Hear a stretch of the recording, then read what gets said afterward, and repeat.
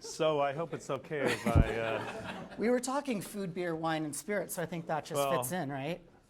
Thanks to my sponsor, Andrew Klein, I've got a little bit of... You got a new sponsor already? Woodford. I have an agent, yeah. An agent. Not really. Well, that's awesome. Well, it really... thank you for being here. I think that's the really first thing. You're back for seconds. I know. What's going on? I'd be back for thirds. Okay. Yeah, that's good stuff. Why don't, so many things, right? Very prolific angel investor, huge background. Why don't you give us kind of for the people who don't know you, kind of give us the nutshell of Gary Rubens and what you do and kind of how you got here. How about that? With my business side? Let's start angel and we'll work back. How about that? Kind of what you're up to right now. So I sold my company, ATGstores.com, which was an online retailer of home improvement products. And Tim Mangold worked there. Right. Anybody wants a good realtor now.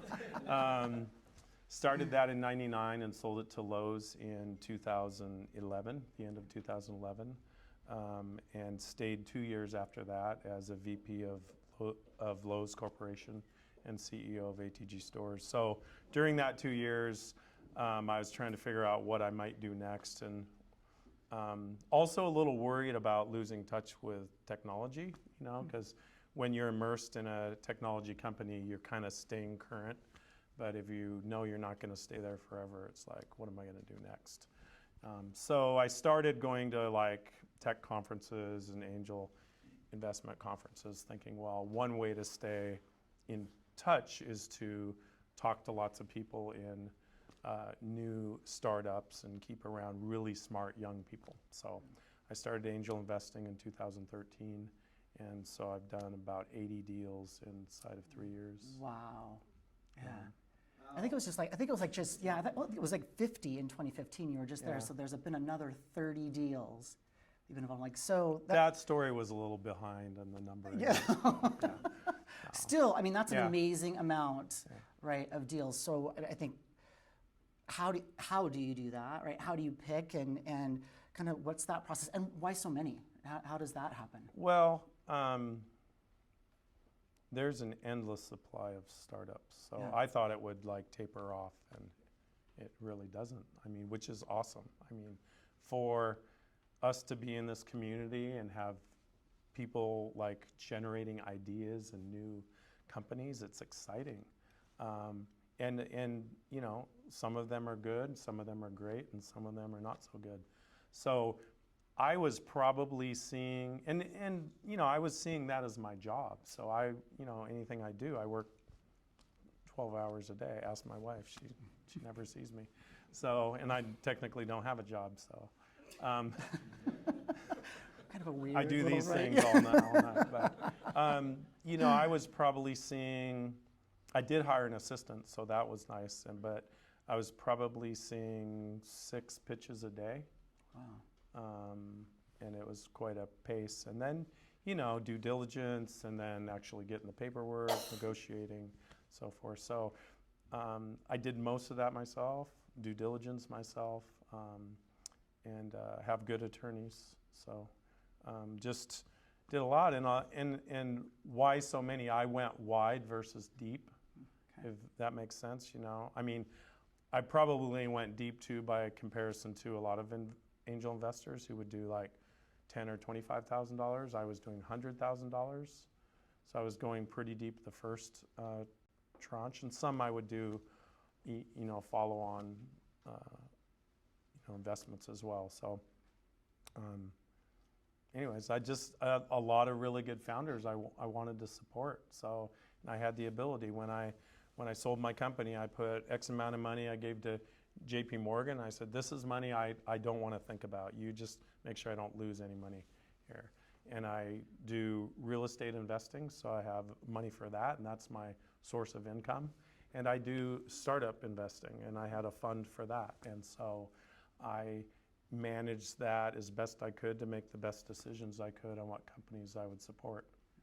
And then how do you look at companies that you're going to invest in or that you're going to talk to or look at? Do you stay in a vertical? How do you look at that? Well, I think growing up and building an e-commerce company, you tend to learn a lot about a lot of things, and I was really an active CEO. So I learned a lot about analytics. I learned a lot about e-commerce, around online marketing, around a lot of stuff in business in general. So I more avoided things I didn't know anything about, and I told myself I won't invest in something I can't add value to. And from a startup perspective, you want investors that can add value beyond the check as well. So I pretty much just didn't invest in medical devices because I don't know anything about them, and I don't know anybody else either.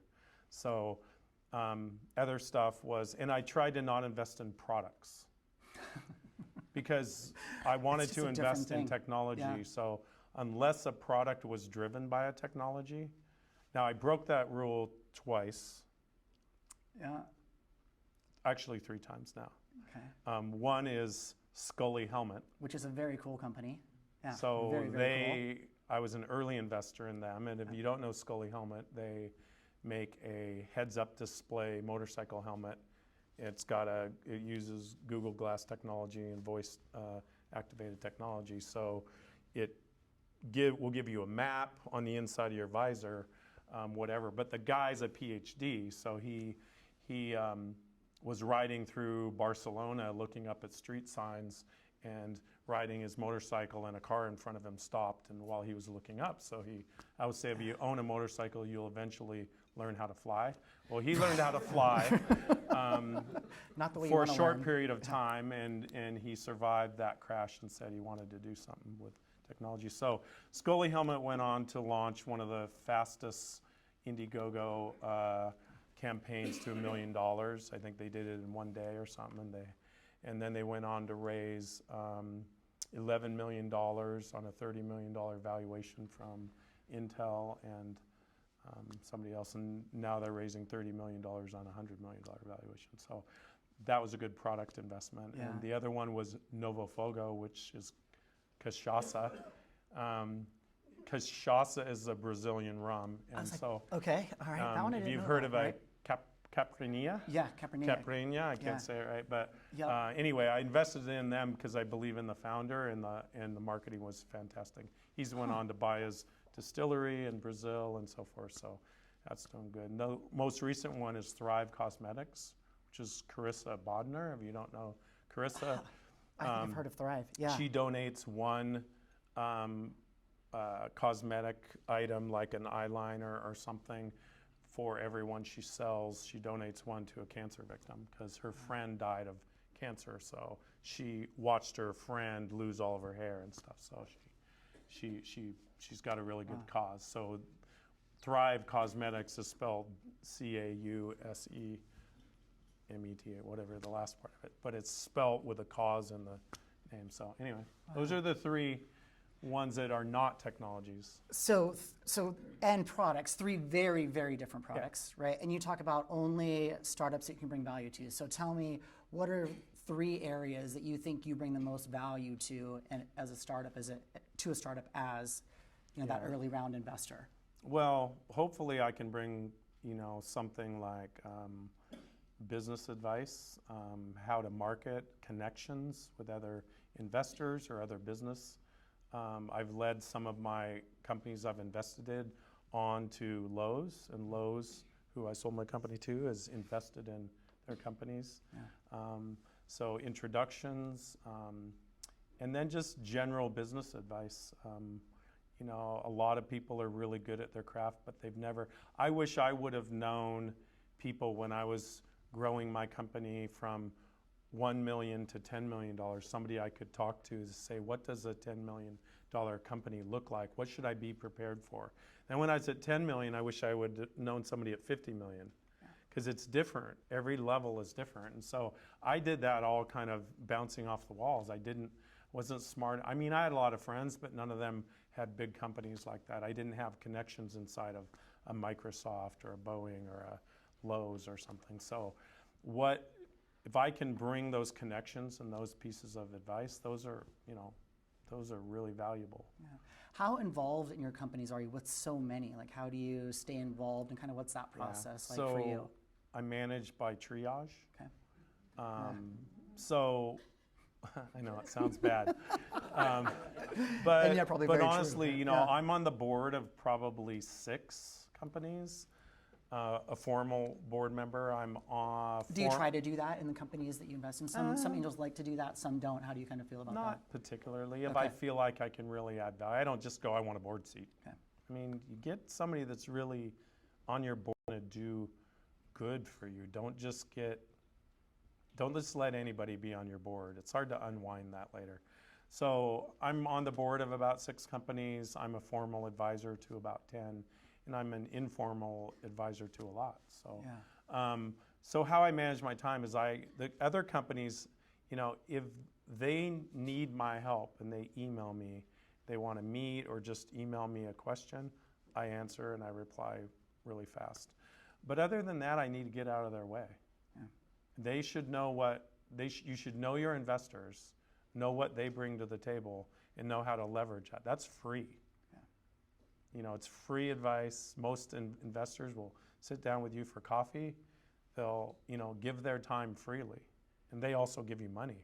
So that's pretty Right. cool. Yeah. Um, If you're that entrepreneur looking for an investor, what are some of the key things that you think an entrepreneur should look at as they're interviewing, right, or selecting an investor? Some are like, you're looking for money, you're looking for valuation, what are you looking for in personality type, Yeah. right? Kind of how do you, what do you tell entrepreneurs, or how do you be like, here's why I should be your angel investor, right? Or yeah. Well, I definitely say no sometimes because I don't think I can add value. Sure. And I know how it is being an entrepreneur, because I was trying to raise money while I built my company. I was trying to raise money in the middle of the dot-com crash in 2000 and 2001. So yeah. I know the path, and I know how hard it is to raise money. I know what rejection feels like, and I know when when investors give you what I call the shits. The shits stand for show high interest, then stall. So it is just a waste of your time to not get a quick response, yes or no, from an investor. And so you should be choosy as much as you can and be targeted. You should meet with an investor and tell them what you're doing and ask them if they know any other investors that feel like they would fit your company and add value. I was just talking to some Gonzaga alum, and they're early, right? They're working on their MVP, and they get the advice like you need to build relationships, right, mm-hmm. with angels. Like, when is that time for a startup or a founder? How would you gauge that? What do you think about that? I would start early. Start early. Same thing you want to do with VCs. You want to be talking to VCs before you want to pitch to VCs. Right. Do you have an MVP? Do you have an idea? Like, kind of where would you put it at a stage if you were going to make a guess? I mean, most angels, you know, they're busy people, so mm-hmm. you don't want to take up an hour of their time at a coffee shop if you have nothing to show them. Right. You can talk for 5 minutes at an event like this with somebody, but don't try and take an hour of their time if you don't even have a pitch deck. Yeah. That isn't really very fair. You should work out those details. There's plenty of resources to do that. But I would say you don't have to have an MVP. I mean, I talk to a lot of companies that they don't have it done yet. Yeah. So, but I am an early seed stage investor. Right. A lot of people wait. Yeah. This community in Seattle is pretty conservative, the angel investors. And I've been told, you know, I've been sort of criticized in the past for being the first one in. Yeah. And how do you take that? Is that a badge of honor for you? How do you look at that? No, it's not a badge of honor, but I don't care what people say. Okay. I mean, it's my money. I'm not investing a fund's money. I'm not at risk of losing someone else's money. If I was, I would probably approach it differently, maybe. But you know, I don't care what people say. I just, you know, I'm making decisions that I think are right, and I'm going to hit some right and some wrong. And I don't think the outcome will be any different than them. Yeah. You know, because mostly what you're investing is the founders if you're super early. Yeah. The founders. Does this founder listen? Does this founder what are some have of the the traits ability to take advice and input? Do they, you know, I would say a great idea with mediocre founders will fail. a mediocre idea with great founders will probably be successful because they'll be smart enough to pivot it into something really cool. So I invest in those really wise founders who will take advice, who will listen, who get the right people around them. But at the end of the day, it's their company. They need to make the decisions, and I'll support that all the time. If I'm going to invest, I want them to make decisions. Yep. So let's go back. Tyron and I talked about this. We're in the Wayback Machine to little Gary.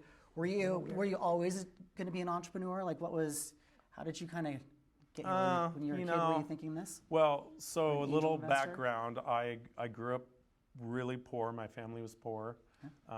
Here in Washington, we're on food stamps, and we got our big block of cheese from the food bank. So I understand what it's like to be on social programs. And my dad was a dreamer, entrepreneur, but his inability to stay focused was what brought him down multiple times in his business. So, and my mom was a really hard worker, just stable, steady jobs, bringing in money. Some way we always had food on the table and clothes on our back and a roof over our head. So when you're poor, you know you're poor, but you don't focus on it too much because I don't ever remember being that hungry. So, but I think I grew up wired sort of for being an entrepreneur, and I don't think I realized it for a while because the last thing I wanted was to be poor. And so what I saw was being self-employed. My dad was poor, and we struggled. So it's like, hell no, I want to get a job. I want a paycheck. I want a paycheck and health insurance and everything else. But I think at some point I started to recognize little things in me because we had no money, I had to make money if I wanted anything. Like now our kids get allowances and this and that. So I had no money. If I wanted anything, I had to earn money. So I remember seeing a dump truck driving into the neighborhood, and I would follow the dump truck with my bike and figure out which house it was going to, and they were dumping mulch or something in their driveway. And I would say, hey, you need help spreading this mulch around, right? And the guy would go, look at me, I'm like 60-pound little weakling, but I could move a wheelbarrow. And they would say, I'll pay you whatever per hour. And I go, well, how about if you pay me 10 cents a wheelbarrow full instead? And they looked at me, and I go, it'll be at least to the top of the wheelbarrow. And they're like, okay. You're not running a game on them, right? And I'm like, little kid, but I way made more per hour than that guy was ever going to offer me. Pay. So I learned about piecework. Yeah. And I learned about the harder you work, the more you can make. Yeah. But that also involves working smart. Yeah.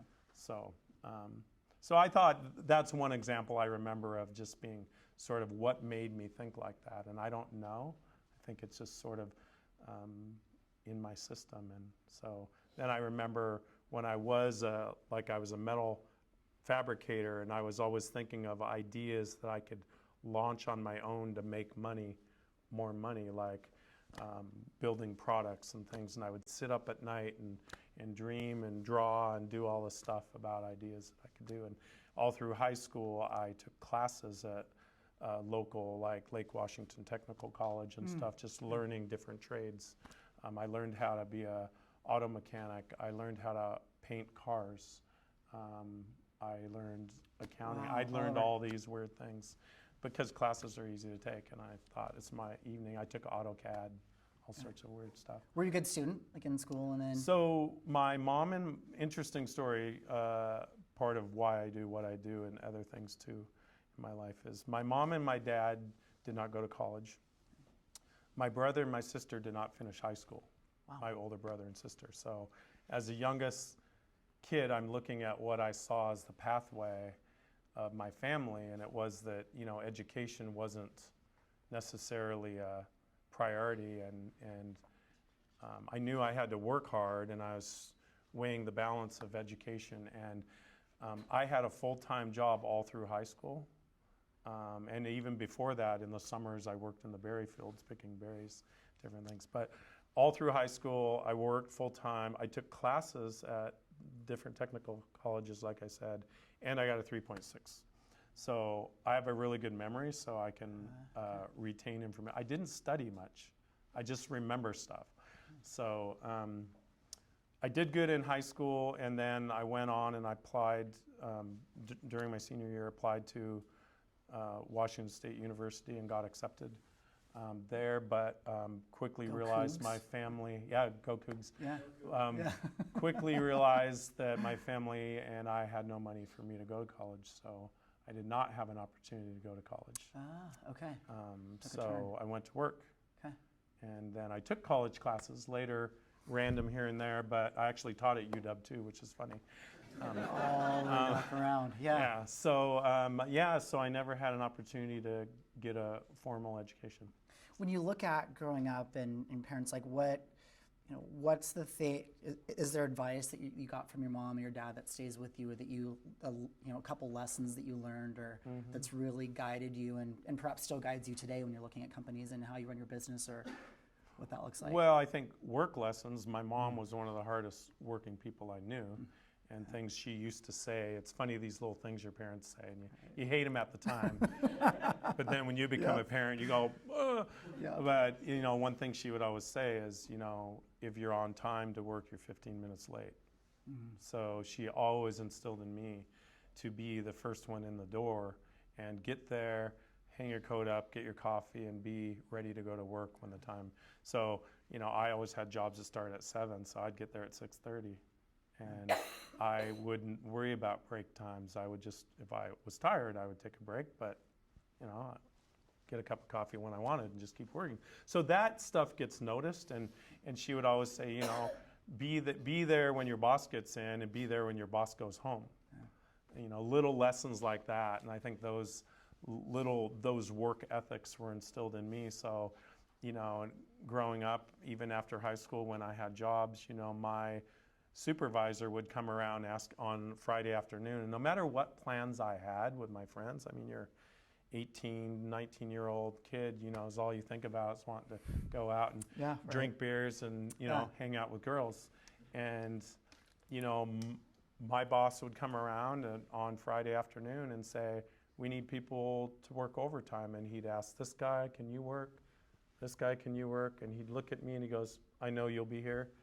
And he would just move on because he knew I would, give up those plans for coming in and working. And so I think it was just a work ethic, and I'll give that credit to my mom. Yeah.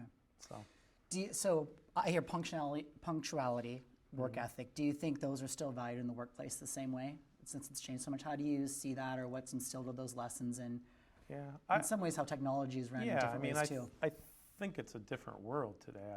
I think it's, in different jobs. I was in manufacturing jobs. I was welding and bending metal.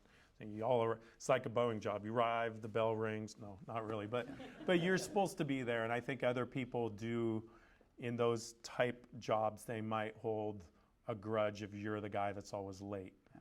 And I think it's different though in technology jobs where it's more, the world is not 7 to 3:30 anymore. Not, no. I mean, the world is 24 hours a day, we're connected, we'll work, and if we need to do something with our family and leave work early, and we do it, and we might work that night too. So I think it evens out. When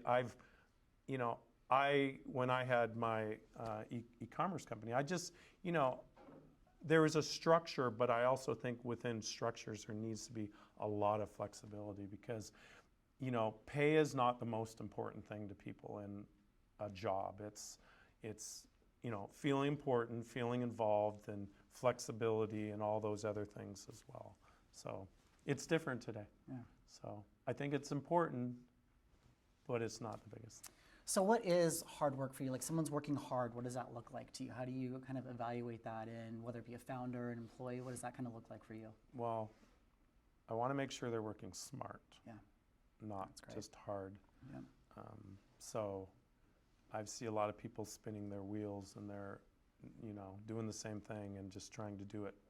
It's like your car in the mud, and the more you push on the gas, it doesn't get you out of out of the mud any faster, so you got to try something different. So hard work is, I think, there's a difference in I don't want to insult anybody, but there's a difference, in hungry, passionate entrepreneurs who are willing to, give up everything for their dream, versus maybe someone that's had success. Like, I don't think I'm as hungry as I was, because even though, I could sit here and say I am, but I'm not at risk of losing my house. I mean, but I was. Yeah. I mean, I almost lost everything. I almost declared bankruptcy, and then 10 years later, I sold my business. But I think, hard work is just, dedication. It's putting the hours in. If you're an entrepreneur in a startup and you're not working 18 hours a day, something's probably wrong. I don't know. It's not an 8 to 5 job. If you have a working, eating dinner, hanging out with your family, kids go to bed, you're back at work. So what is a day in the life like right now for you? Like, what does that look like? Are you an early riser? Do you stay up late? Like, how do you try to set appointments at certain times, or what's your? It's all over. I mean, yesterday I drove to Olympia and had a meeting with Jay Inslee talking about education. Yeah, we're gonna come back to that. And that for was sure. fun. And then after that, I went to my company, Biometrics, and got involved there, and ended up being 30 minutes late to a board meeting at Microsoft with Brad Smith, which I was not happy I was late, because I'm usually not. But that was a board meeting, and then I went home. A lot of nights I'm doing events, tech events, but a lot of days I'll go. I have coffee meetings with entrepreneurs. I have phone calls. I'm at my startup, I1 Biometrics, in between, trying to do good there, and then various things. So 3 main buckets of my life are, well, today I stopped by a building that I'm renovating. So I have startups, I have real estate investing, and I have philanthropy. Yeah. And try and have a life outside that. So. Are you like a morning routine guy at all? Do you do the same thing every morning? I used to be. Yeah. I used to be, at the gym at 5 a.m. and work out till 6 and shower and be at the office before 7 and home by 5. And that was when I had my corporate structured job. Yeah. And it's blown out of the water since I am unemployed. Yeah. You would think it would be better, but it's actually worse not having structure. So I'm in Seattle, I'm back to Kirkland, I'm back, here, I'm everywhere. So I am a morning person though. Okay. And I like, I think I went to bed last night at like 9 o'clock, which is super early. You're laughing, Buzz. You're just getting going by 9, weren't you? Yeah, so. Which is awesome. Anyways, yeah. So I'm not as structured as I used to be. Yeah. Is that better? Do you kind of wish you were back, or? I mean, parts of it you dream about a simpler life, but I think I still have a lot I want to do to be sitting on a beach with a Corona in my hand and not having any. Part of it's good chaos, but I do, I need to get it tightened up a little bit. So. What are you great at? What are 3 things that you are great at? Screwing up. Screwing up. I'm really good at that. Yeah. Saying the wrong thing. Okay. No, I don't think I'm really that great at anything. I think one of my skills is probably organization. I can see things in a certain way and try and get them organized in a way, and I think I can deliver to a team a vision. And I think with my e-commerce company, a lot of people there were driven by the dream, the view, the vision of the company, and I think I can deliver that. But I'm probably not that good at really anything, Really? Yeah, I just don't, I mean, I could be good at something if I focused on something, but because I'm kind of do a lot of things, I'm never really that good at anything. By comparison to somebody else, I mean, really tried to surround myself with I was gonna people ask. that were better than me. Yeah. Because if you think you're the best, then you're not willing to listen to other people. And so I always thought that I was okay at PPC, I was okay at SEO, I was okay at like, you know, different things with our website. I was okay as a leader. I was, you know, but I always tried to get better. And so I would surround myself, I'd read, I'd study, I'd always try and learn. And so being around really smart people is invigorating. Yeah.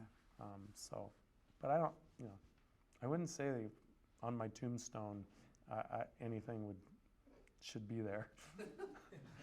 How many founders in the room? Founders? A few founders? Oh wow, look at that. So if you were at zero right now and you were going to start a business, kind of how would you do things differently? What would you kind of be looking at, or what would your advice be to founders who are early stage in their business right now? What would kind of some of that advice be? Where would you go? Well, that's a lot of questions there. Yeah, it is. Would I do things? I was giving you all kinds of Would kinds I of do room things there. different Yeah. than I did before? Well, if I was yes, because I know more now. Okay. So you know, I learn. I always say education's expensive, so I bounced my head off of a lot of walls, and I learned a lot, and I learned what I could have done better. So if I was to start my e-commerce company today, it would be way easy. Well, number one, I could buy it out of a box, but back in '99, I had to build everything, so it's a little different. But advice, I think, you know, there's a lot of hype around being an entrepreneur, and it's not that glamorous. It can be for the few you hear about that are wildly successful, but it's a lot of work, and it's hard work. And I respect every single one of you guys that are going into wanting to start a startup, because it's a big commitment, and unless you're independently wealthy, you know, you're going to quit your job. You're going to work 18 hours a day. You're going to probably lose friends. I lost a lot of friends because I wouldn't stop talking about my startup. And pretty soon I noticed my invitations to events went down because, you know, you get, That Gary guy is so showing up excited. again. He's going to talk about this internet thing he's doing again. Let's nix him off the list. So, you know, I think advice is, you know, man, just make sure it's something you're really, really, really are willing to give up everything for. Don't just try and, I just want to build an app that's, you know, I just want to say I built an app that does something and go create something that people don't really need. I see pitches and I go, I don't know who's asking for this. I just don't really know if this is needed out there. What market validation do you have that anybody wants this? And the answer is usually they haven't done any. They think it's something customers want. So then to me, it's more of a hobby versus you really have done validation that customers want this and somebody will pay for it, is the second question. So ask yourself if somebody will pay for what you're doing. Make sure you get validation that somebody will pay for it, and make sure they're lined up at your door to pay for it when you get it done. Because revenue solves a lot of problems. We'll do that, right? What industries do you like kind of right now as you look at, you know, what's being done, whether it be AI or what do you? I mean, obviously AI and VR is really hot, and I am invested in a couple of those companies. But I like to see that, you know, VR stuff has an application. Yeah. I mean, obviously it's got great application around gaming and things like that, but if you're starting something else, what problem is this solving? So one company I'm invested in, 18 Angles, they are embedded down at NBBJ, which is a local architecture firm. And so their solution with VR is collaboration with stakeholders that are all over the world. And instead of using a very expensive device they're using the Google Cardboard. Anybody know what Google Cardboard is? It costs like $10, right? And you put your phone in it. So they've got this collaboration tool that lets a contractor in London, a designer in Spain, and an architect in Seattle all walk through a space together and comment either audibly or they can do some touch stuff with it. But anyway, there's a really good application, and NBBJ said, we like this so much, we'll give you office space and give you 6 people as people that you can lean on for input on as you Great. develop this. Yeah. So that's really cool. I like that stuff. I love data and analytics. Yeah. Because especially something new on a new, something that hasn't been measured before, because it's interesting. Yeah. If you, could sit up here on a stage and interview anybody, any entrepreneur that you wanted to be or wanted to talk to for an hour, who would you pick and why? Oh, wow. Wish I had had this question in advance. I'm probably going to kick myself all night tonight saying, oh, I should have said this person. Man, that is a tough. Probably Elon Musk. Yeah. What is about Mr. Musk? Or what isn't it about Mr. Musk, maybe, with everything he has going on, but what is it that you would want to know or ask him about? I mean, I think he's very, he's really doing a lot of really cool stuff, and just things like opening up the patents to Tesla around the battery technology. I mean, companies don't do that, right? They hoard IP and then they want to sue you later for infringing on it. So, and what he's doing, and, he's changing industries. He looked at where, all the automakers were in Detroit, and he said, well, why don't we put an automaker where the technology companies are? Yeah. And, built a lot of technology around, batteries, and just built a good car and put technology into it and stood behind it. And it's really a well thought out product. And so is Solar City, what they're doing now. SpaceX, right? Yeah. Is that him? Yep, I mean, absolutely. I get confused sometimes with that and Bezos and Blue Origin. Yeah, but, everybody's going to the moon. So I think I would love an hour with him just to, pick his brain. So I'll think of somebody else tonight that I should have said. That'd be a good one. What about books or podcasts or kind of resources, anything that you listen to or kind of other thought leaders that you follow or read? I wish I had more time to read, and I wish there was not go-go Wi-Fi on airplanes. Because I used to think that was an awesome time that I had to disconnect and I could just read a book. And now I feel this, as soon as the bell dings, we're at 10,000 feet, I'm logged on to go-go. Usually doing something I could be reading. So I fall back mostly on leadership books, because I still think the hardest thing in life as a business owner is leading people and managing people, because we are not robots. We are not all the same, and we all have unique personalities. We all have unique things that drive us and motivate us. So if you can figure out how to be a good leader, you've mastered a lot of things. Because you have to learn how to tap into motivating many different types of people. So that's what I tend to study. A very simple book I love is called The Way of the Shepherd. It's little. I think I've heard of that one. It's small, but it talks about leadership. You have to be present. There's a lot of key little principles there. 1 Minute Manager. They're usually short little books. They're common sense, because I have like 2 hours to read. But yeah. So and my favorite book of all time is How to Win Friends and Influence People. Yeah. Which I advised every one of my business development people at ATG Stores to read, because I just think it teaches you a lot about listening to other people and so forth. So, what drives you? What is that? I like to win, and I think doing another startup and things that I'm doing now, it's not about money, but unfortunately money is a scorecard, and I don't need any more money, but society puts money as a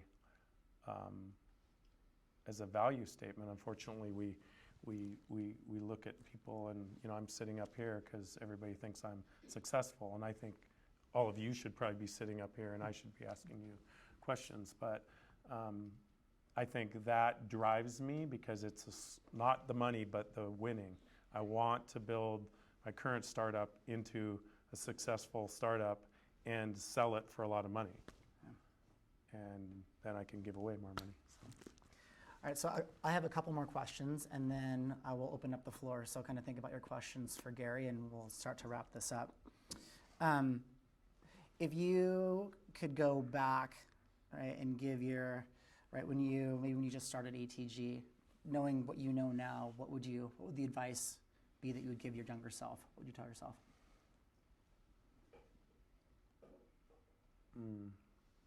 Well, I probably would have seeked out more advisors. I tended to, like, when I sold my company, I had no board of directors. I was the only board member. But that being said, I did utilize my executive management team and a lot of my employees as my advisory board. They're really smart people. I told them all the ideas I had and got their opinions. I tried to really interact with the employees of the company. So I think I would have, though, starting out, it would have been nice to have some business advisors. Okay. So that would be the different. Like, I know now I would know how to maybe get those relationships, but back in '99 there wasn't startup grind. Right, yeah. There wasn't, and the angel community was not as robust and vibrant. There wasn't Meetup. There wasn't all these things then. It was a lot more difficult to find places to go to talk to people. So I definitely recommend everybody take advantage of the networking opportunities that are out there, because there's a lot.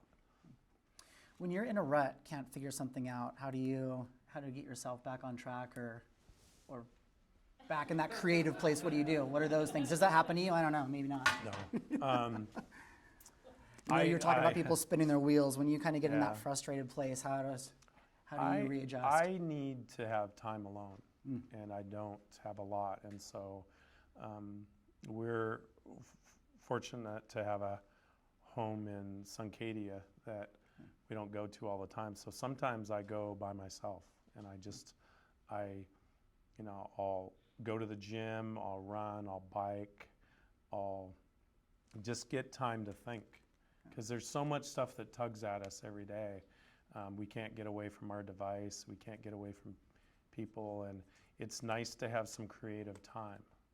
And that's hard to find in our life because, most of the people in this room, I'll bet you, as soon as you wake up, you probably look at your phone. Yeah. And, it'd be nice to not have to do that. It'd be nice to have time for our mind to sort of get going. And on that note, so as a founder, right, we talk about it's long days. Like, how do you put in some work-life balance? What is your advice to the companies your founders that ask you, like, look, I'm... Yeah, you have to schedule it. Yeah. You have to put it on your calendar. My mom passed away a year ago in March, and she was 94 years old. But for the last 7 years, every Tuesday, I had my one-on-ones with all of my management team. They had a half-hour schedule with me. Whether they needed it or not, they had that time blocked out. But the thing on that Tuesday, from 11:30 to 1, I had lunch with my mom. And it was scheduled into my calendar every single week for 7 years. I only missed if I was out of town. So I think in the same thing you have to do with your family. If you have a spouse or a significant other in a relationship, you have to schedule, Outlook's a great tool, or any Gmail, whatever, schedule dinner, schedule a date, because an hour is not going to kill you to go out and try and take that time. And it's hard. It's hard to, give up that time, but you have to. And I really suggest exercise. You won't have the time at night. You'll probably have the time in the morning. So sacrifice sleep for an hour of exercise if you can in the morning before you get going. I'll guarantee you'll be more awake, be more alive if you go and do something, even if it's a walk or a bike ride. What is the one question that you wish people would ask you but nobody ever does? What I do for my charity work. All right. Which you're going to ask me about. Let's hear it. Absolutely. Yeah, I would love to hear that. Yeah. And why. Yeah, would love to hear about that. So because I didn't have a chance to go to college when I sold my business, I kind of knew that, hey, you know, it's nice to have money, but at some point there's way more money than you can ever have or do, and I don't, or do anything with, and I just don't need to live that way. So I have a nice house, I have a nice car, but still it's kind of crazy. So for me, it's like, what am I gonna do with money that's gonna do good? So I thought a lot about what I was passionate about, and I talked to other people with foundations and stuff. And the one piece of advice I got from Detlef Schrempf, does anybody have heard of him? Yeah. Local. Speaking of Sonic Station, Sonic, right? There you go. he's a friend of mine, so he has his private foundation, and I said, what's one thing I should be careful of? What should I look out for? What mistake should I not make? And he goes, you know, just figure out what you're passionate about giving to, and then stay focused on that, because there's a lot of good charities out there and you get pulled 1,000 ways. So I thought about it, and I really thought I was passionate about helping underprivileged kids get educated, because I was one of them. I didn't have a chance to go to college. And these days, college and education in general is, I mean, you're kind of screwed if there's 20 people applying for a job and you don't have a degree. And a lot of it, you know, there's sections of our society that just don't have the same opportunities as, you know, privileged people do. So if you're, you know, growing up and you're in a family that's low income, you're a kid of color, you just don't have the network, you don't have the opportunity that other people do. So anyways, I decided we were going to do scholarships for low-income kids. So so far, we've done $27 million of scholarships. That's so. awesome. That's fantastic. Yeah. Thank you. So hopefully we'll continue to do more. But I think that's 7,000 kids in the next 5 years will get to go to college. So. Wow. And you know, if you think about it, they're high demand STEM and healthcare related fields. So the average income of a family of 4 that gets the scholarships, and we do it through Washington State Opportunity Scholarship and College Success Foundation. So the average income of a family of 4 is $47,000. So, but the kid's going to get out of college making 70 to 100, maybe even more. So they go back and help their families. 62% of the kids are first-time college attendees in their family. Wow. 60-some% are female. That's a different chain that you're breaking, yeah, right? female right. and kids of color too. Yeah. So, you know, you help the family then, and you help the siblings see a pathway to college. Because if the parents didn't go, they don't know how to navigate the pathway to do it either. So, you know, I look at it as I get to help a whole section of our population that doesn't have the same opportunities. And if they and their families get off social programs, then a lot of cool benefits to education. Education's power, yeah. You know? So now we're working on an idea to do vocational scholarships, because not everybody is wired to go to I think that's great, a 4-year university. Yeah. So we're looking at who wants to be a welder, who wants to be an auto mechanic, who wants to be a shipbuilder, who wants to work at Boeing. Those are still good union, high-paying jobs that are, you know, better than other things. So, yeah. Anyway, that's what we're doing. Awesome. It's pretty fun. That's great stuff. That is awesome. Yeah. All right, we'll start in the back. How about that? Yeah. Hey, my name's Deborah. Hi, Deborah. I'm a host here. Okay. And I'm very inspired by everything you're saying. I have a note for which to share with you if you're here. But my question is, with respect to education, what were you talking to Jay Inslee about? Because it's like, what is your greatest concern with public education in Washington State, and what were you discussing? Well, I wasn't discussing public education like that. We could have a whole conversation about issues with public education, but I think there's a lot of good going on. I'm not necessarily that, I don't have big issues with public education. I was talking to Jay Inslee about the state sponsoring the vocational scholarship that I want to do. So, I hope so too. If the success comes though, understand that he's got a $2 billion gap in the budget coming up in the next 2 years around education that he's got to figure out how to fill. So I understand some pressures that he has around funding education, and we all think our school is great and the school that our kids go to is great, but in general, schools are underfunded, teachers, their classrooms are too big for a quality outcome, and then there's this whole issue with tenure and people can't get canned. We had a great conversation with Scott Oakey about that, right? That was really interesting in his perspective. Yep. Yeah, Buzz, what do you got for us? So what was the one lesson you learned that you didn't expect to learn? Well, I learned a lot of lessons.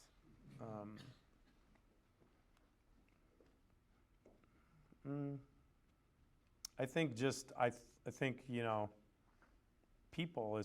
managing people is tough. And I think, when you're in a small company with 2 or 3 guys, you all agree and you're drinking beer and having a good time around an idea, and you start hiring people that maybe don't have the same passion, and how do you motivate them? And I had to learn that I needed to really concentrate on being a student of my people, meaning understanding each person and not throwing them all in the box and saying, here's a set of policies around employees, or here's a set of things that are going to make everybody happy. It doesn't work that way. And I had to learn that. And I learned that the hard way by some really good people leaving. So, and I probably could have done a better job. Let's go, RC. I'd love to hear about ATG Homes when you said you had it for 11 years and you went from bankruptcy to selling it 11 years later. Did you ever feel that it was just a matter of time, or were you always doubting the entire time and never sure?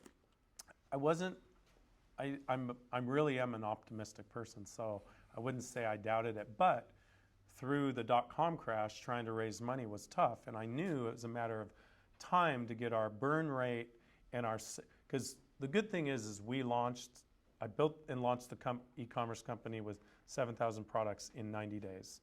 So we had a live working company before I ever started trying to raise money. And so we did have sales and revenue. I just needed to get enough sales to cover the burn, right? So, and then the dot-com crash happened, and then 9/11 happened. So it's like boom, boom, boom. When you're getting kicked and beat down, it's tough to get back up, but you know that it is just a matter of time because more people are shopping online, right? And there is a barrier around that. People didn't trust the internet, didn't trust e-commerce. People didn't want to put their credit cards in. Now we put our credit It's so cards hard to everywhere, imagine those right? days now. Yeah, absolutely. It was, We're buying something on at the traffic light here on Amazon. So, I think just I was never a doubter, but I think the big thing is getting to where you're growing, and we were doubling in sales every year. So it's hard to be down about that. Your sales are growing, so you just got to make sure you're turning the dials right, because I was reinvesting every single dollar of profit in the company into hiring more people and growing the business. I didn't take any money out of the business except a small salary. In the first 3 years, I didn't take any salary. So, but in 2006, Home Depot tried to buy me, and that was a nice pat on the back, and I said no. It's hard to say no when you have a term sheet in your hand for $26.5 million. But I'm glad I waited 5 years because it was way bigger payoff. But I grew from $30 million to $140 million in those years. So. Awesome. There in the black shirt, yeah. Hi, thanks for being here, Gary. Sure. My name is Andre. And 2 things. First, I would like to know if you have help for your angel investment work in deal flow and due diligence. And second, what's the name of the startup in Brazil that deals with cachaça? I want to. Novo Fogo. Novo Fogo. And you can buy it in most of the liquor stores around here, I believe. Most bars have it. It's really good.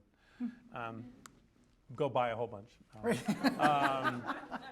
So tell me your first question again. Sorry. I got excited about cachaça. Okay, so do you have help in your Oh, investment work?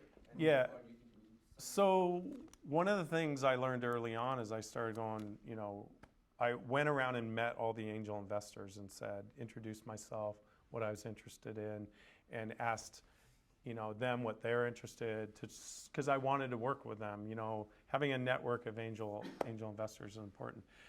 Then I asked them what I should be careful of. Same thing I asked Detlef. Yeah. You know, asking that question is really important. You should ask that. Any entrepreneur, you should ask people. You ask an angel investor, what should you be careful of, and things like that. But I started asking people what I should be careful of in angel investing, and they said, well, do you have an assistant? And I said, no, what do I need an assistant for? But I very quickly realized I didn't need an assistant because my life was very chaotic. So I did, almost 2 years ago, I hired an assistant to help me manage the paperwork. We have a giant spreadsheet with all the investments, the maturity dates, contact information, and so forth. So yeah, that definitely helps, having help. So with deal flow, though, I've talked to people about like doing stuff for me, but that defeats the whole purpose for me of me doing my own angel investing. I can just give my money to JP Morgan or give it to Alliance of Angels Fund and different. So I am a member of some funds, but I don't like to join them because I like to be, the fun I get is to talk to the entrepreneurs. The fun I get is to have them ask for my advice and help them grow. So if someone else is doing it for me, then I kind of lose that. Let's go over here. Yeah. Yep. What would be the best way to get advice from you directly as an entrepreneur? Email me. My Email my Careful. email. No, it's okay. I don't care. I can filter email pretty fast. My email is Gary@startitlabs.com. Startitlabs, not startup. Startitlabs.com. Let's go back row, blue shirt. Yeah, I have a question. Oh, sorry. Yeah. I should- My sponsor. Yeah, exactly. Andrew right. I'm like, Klein. oh, Andrew. Right. Yeah. If you're a really early company, right, and you're doing like your seed round, and the investor goes, what's your exit strategy? What are you supposed to answer? Because you're really just trying to get your company off the ground and build it. I never ask that question. I don't even like it to be in a pitch deck. I don't care about it in a pitch deck. It's like the 5-year financial forecast for a seed stage company. It's just bullshit. I mean, you don't know what Crystal you're doing ball. past 6 or 12 months. It's ridiculous. So, you know, so for me, I have 3 basic principles you should be worried about. Build the best possible product or service you can in your whatever you're doing. Build a great team and culture around your business, and be financially responsible. If you do those 3 things, people will want to buy your company. So I've had people pitch me, and they spent 50 or 75% of the pitch talking about who was going to buy them. And I told them, you need to totally talk about something else. You should not be worrying about who's going to buy you. You may never get bought, so you better concentrate on building a really, really good company. Business. Yeah. But don't worry about who's going to buy you, because it may not happen. Erica. You may have just answered this. With respect to founders who pitch to you, do you generally seek them out, or do they generally seek you out? And what factors determine whether you will entertain a pitch? I try and be available to entrepreneurs, regardless if I'm going to invest. My time is very limited, unfortunately, because I am leaning in on one particular company, so I have to be careful. I don't want to get back to the 6 pitches a day. So if it's not something I feel like I'm going to invest in, I will give email type advice. Whether I sit down with somebody for an hour has got to be more strategic for me now. I used to sit down with everybody. So Right now? is it a know it when you see it? Yeah, I'll usually, I can tell pretty fast if it's something that I'm interested in. But if I don't invest, I might know somebody that will. So don't get discouraged. I mean, people can email me anytime. I will help as much as I can, because I really want to see people be successful. All right. We've got one more. Let's go way in the back.